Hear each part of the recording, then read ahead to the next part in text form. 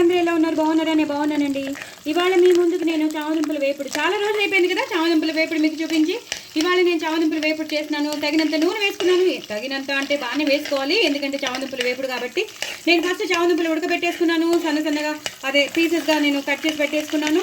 So బాండీలో నేను నూనె వేసుకున్నాను. నూనె వేసుకుని జీలకర్ర వేసాను, కొంచెం ఎక్కువ మోతాదులో 1 స్పూన్ జీలకర్ర వేసాను, వెల్లుల్లిపాయలు వేసాను, పచ్చిమిరపకాయలు వేసాను, అలాగే కరివేపాకు వేసాను. ఇప్పుడు పసుపు వేసేసాను. ఇలా వేసిన వెంటనే మనం చామదుంపలు ఏవైతే మనం ఇలా తరిగి పెట్టుకున్నామో పీసెస్గా అవి వేసేసుకోవాలి.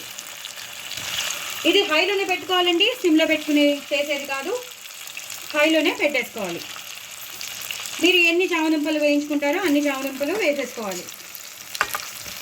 చాలా చాలా బాగుంటుందండి చామదుంపల వేపుడు. చాలా తక్కువ మంది తింటారు, ఎందుకంటే అది దురద వస్తుందని కొంతమందికి ఇష్టం లేక కొంతమంది, బట్ చేసుకునే విధానంలో మాత్రం అదిరిపోతుంది.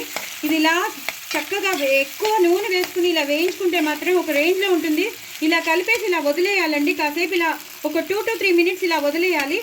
మళ్ళీ కలపాలి, మళ్ళీ 4 minutes అలా వదిలేయాలి. సిమ్లో పెట్టుకుని మీడియంలో పెట్టుకుని అలా మార్చుకుంటూ ఇలా వేయించుకోవాలి. నేను మీకు మళ్ళీ చూపిస్తాను. ఇది బాగా వేగాక మీకు చూపించేస్తాను ఒకటేసారి, లేకపోతే లెంది వీడియో అయిపోతుంది. సో ఇది బాగా వేగిపోయాక మీకు చూపిస్తాను. చూసారు కదండి ఎంత బాగా వేగిపోయాయో, చాలా బాగా వేగిపోయాయి.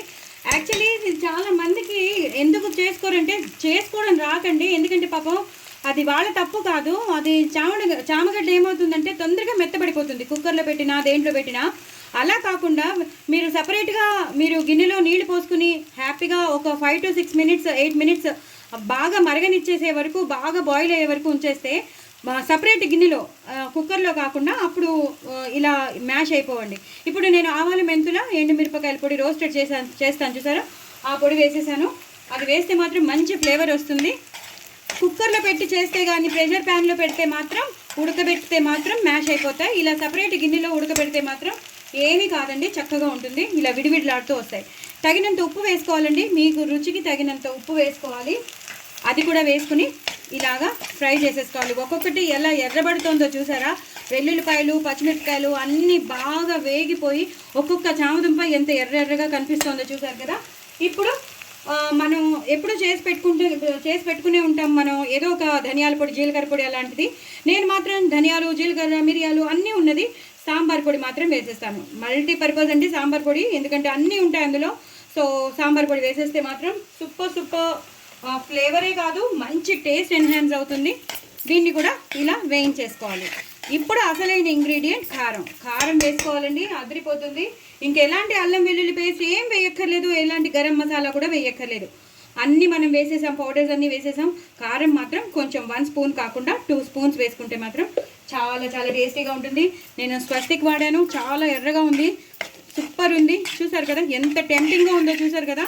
చాలా చాలా బాగుంటుందండి, పిల్లలు అయితే ఇష్టపడతారు. ఆలూ ఫ్రై తర్వాత చాలా బాగా చేసుకుని ఎంజాయ్ చేసేది ఏంటి అంటే చామదుంపల వేపుడు. జస్ట్ మనకి తెలుసుకోవాలంతే ఎలా చేసుకోవాలో. సో నేను మీకు నేర్పేశాను కాబట్టి మీరు తప్పకుండా చేసేసుకోండి. చాలా చాలా టేస్టీగా ఉండే చామదుంపల వేపుడు కనిపిస్తుంది కదా మీకు, చూస్తున్నారు కదా. వేడివేడి అన్నంలో చక్కగా ఇలా అద్దుకుని తినండి, ఎంత బాగుంటుందో. ఇందులో ఉన్న పచ్చిమిరపకాయలు కూడా మీరు తినేయచ్చు అనమాట, అస్సలు కారం ఉండవు. సో డూ ట్రై ఇట్ అండి. నా ఛానల్ మాత్రం సబ్స్క్రైబ్ చేసుకోండి, సపోర్ట్ చేయండి.